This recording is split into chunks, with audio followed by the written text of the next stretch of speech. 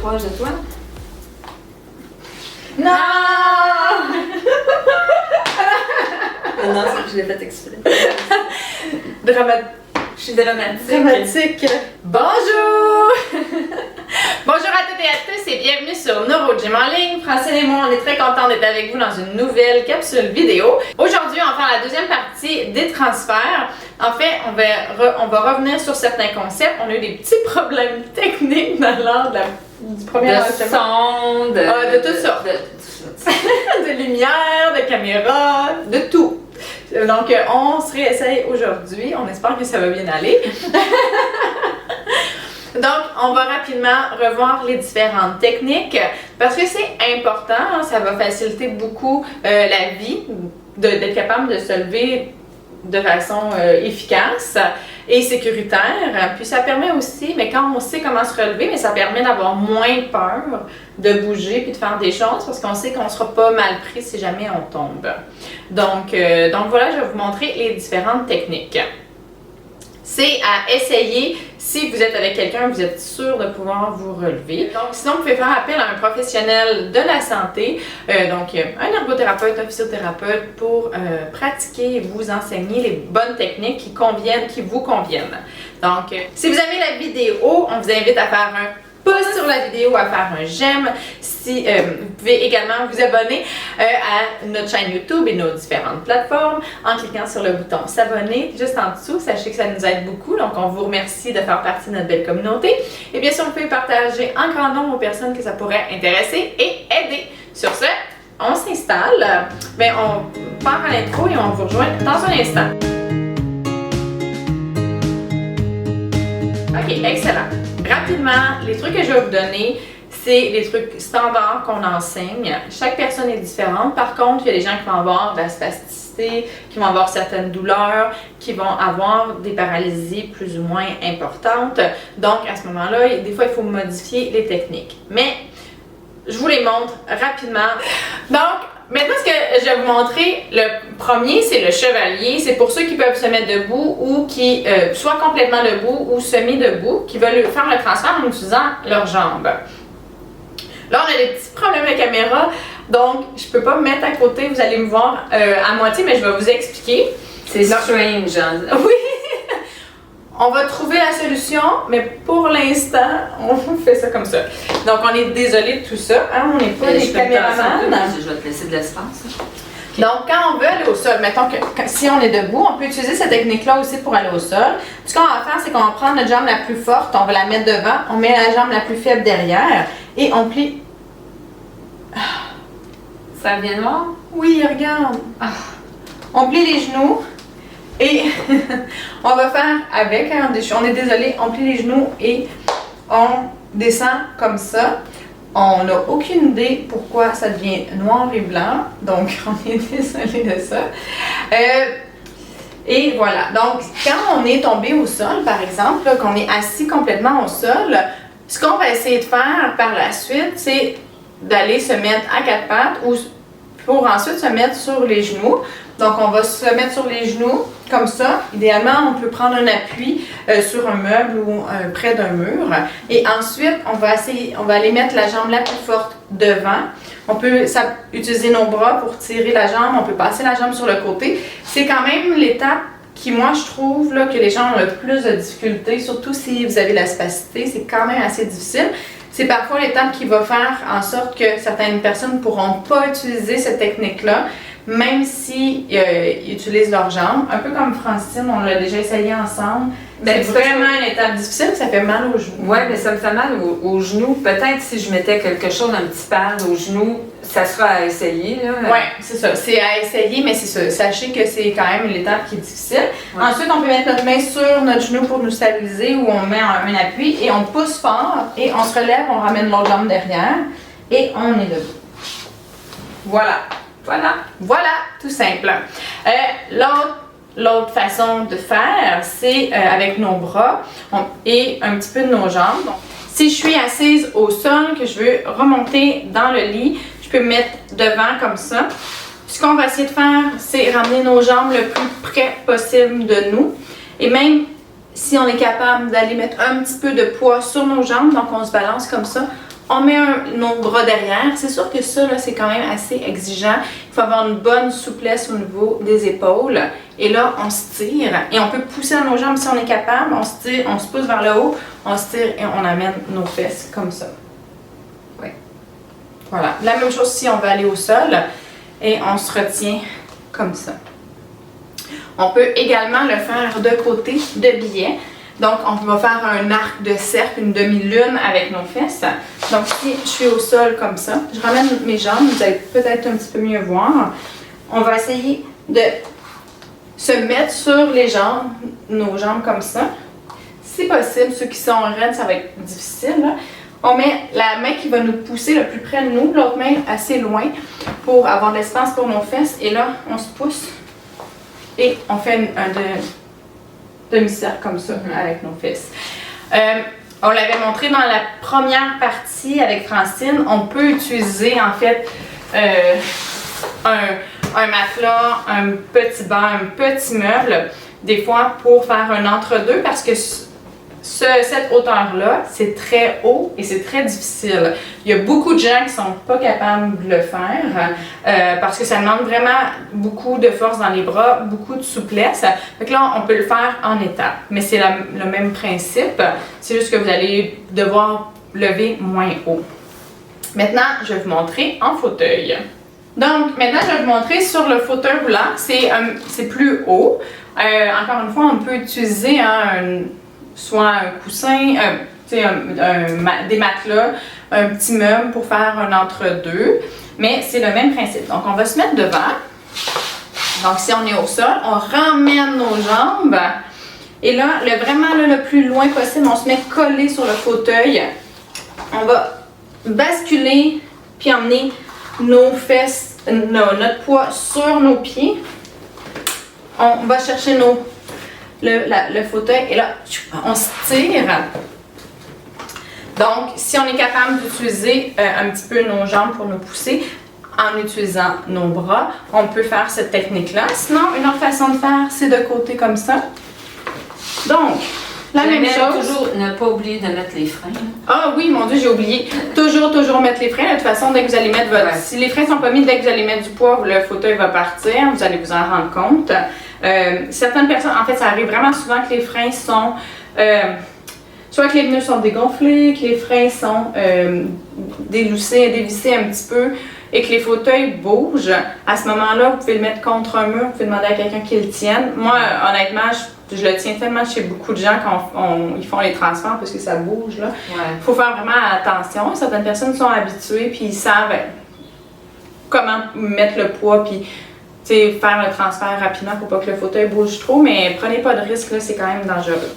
L'autre façon de faire, c'est qu'on va se mettre de côté, puis là, on va faire le demi-cercle. Donc, on ramène nos jambes, comme ça. Encore une fois, on met un appui au sol. On va mettre notre autre appui, là, la main qui s'en va vers le fauteuil, sur l'appui-bras ou le siège le plus loin possible. On veut laisser l'espace pour nos fesses. On va se pousser sur nos pieds. Vous ne voyez pas bien, là, mais là, je suis en petit bonhomme sur mes pieds. Et on va se soulever et on fait une rotation avec nos bras pour arriver sur notre fauteuil. C'est une technique qui est quand même difficile. Moi, j'ai l'usage de mes jambes. Je peux mettre du poids sur mes jambes, puis j'ai un tonus dans mes jambes, donc mon bassin, puis mes jambes suivent, puis ils peuvent aider un petit peu. Pour ceux qui n'ont pas du tout de tonus dans les jambes, habituellement, on met une ceinture entre les genoux pour que tout suive ensemble. Ça prend un certain momentum puis une puissance pour être capable de se pousser puis arriver au bon endroit. Puis ça prend beaucoup de pratique. Les premières fois que vous allez le faire, c'est pour ça que je vous disais, faites-le pas seul, mais les premières fois que vous allez le faire, ça se peut que ça lève peu, que vous ne rendiez pas directement en haut, que vous preniez plusieurs essais avant de vous rendre. C'est vraiment normal. C'est une technique qui est quand même difficile. Il faut quand même soulever son poids avec juste nos bras qui ne sont pas nécessairement positionnés de la meilleure des façons. Et puis on lève très haut. Donc c'est normal, découragez-vous pas. Pratiquez-le, peut-être juste essayer de monter sur une surface un petit peu plus haute, puis ensuite de ça, vous essayez de monter encore plus haut, jusqu'à temps d'être capable de le faire dans votre fauteuil. Donc, Francine va vous montrer comment elle se remet debout, elle se retourne dans son lit. Donc, elle va utiliser des matelas pour faire un entrevue, parce que c'est quand même très haut. OK. Donc, elle se met en petit bonhomme, elle n'a pas besoin de transférer son poids sur ses pieds, comme c'est ça. parce qu'elle monte un petit peu moins haut, c'est aussi plus difficile. C'est la technique sans utiliser ses jambes. C'est les jambes. Toujours mettre la main plus loin là, que j'ai appris. Oui, parce que sinon on se pousse dans notre main.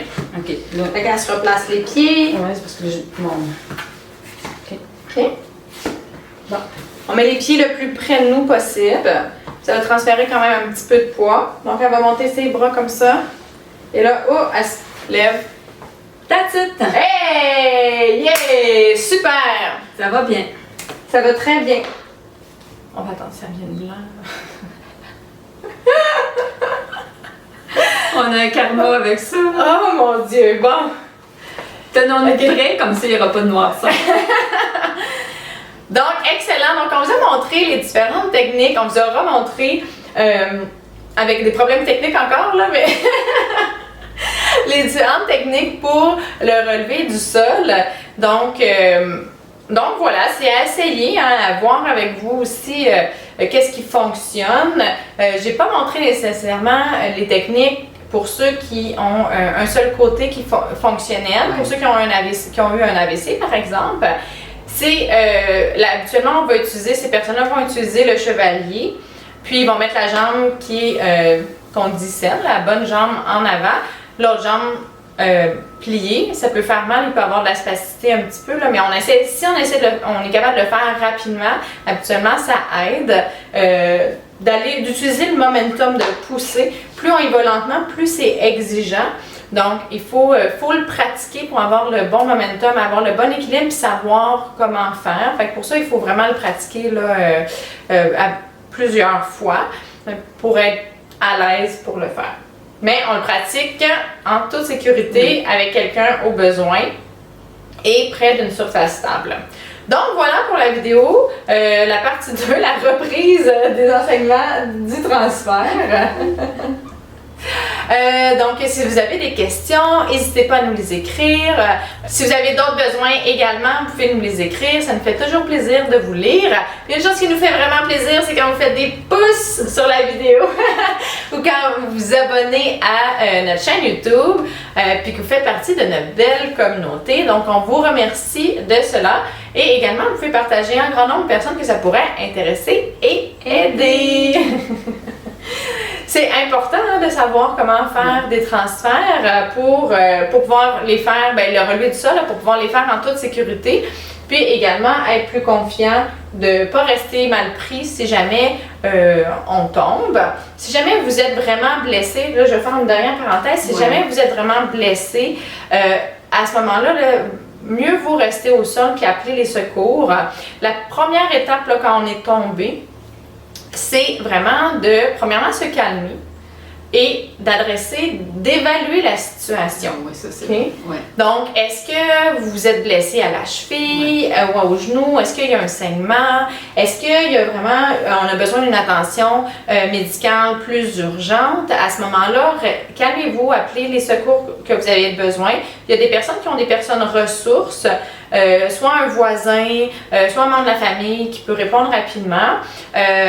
C'est vraiment une bonne idée d'avoir ça. Moi, j'ai des patients qui ont quand même des grandes déficiences, puis qui habitent seuls, puis qui ont un voisin ou deux de confiance qu'ils peuvent appeler, puis sinon ils ont différentes personnes ressources quand c'est des situations moins graves, puis si c'est une situation plus grave où là vous êtes blessé plus gravement, là, où vous êtes vraiment plus mal pris, à ce moment-là, n'hésitez pas, les services de secours sont là pour ça. Oui. Ils vont vous aider à vous relever, ils vont évaluer votre condition, puis vous donner les soins appropriés ou vous emmener à l'hôpital au besoin.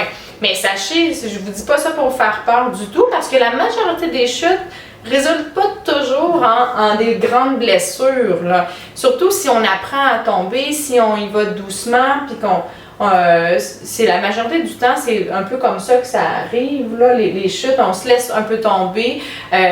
Puis là, à ce moment-là, vous allez être capable de vous relever, mais la première étape, là, c'est vraiment d'évaluer la situation puis de choisir la bonne stratégie pour vous.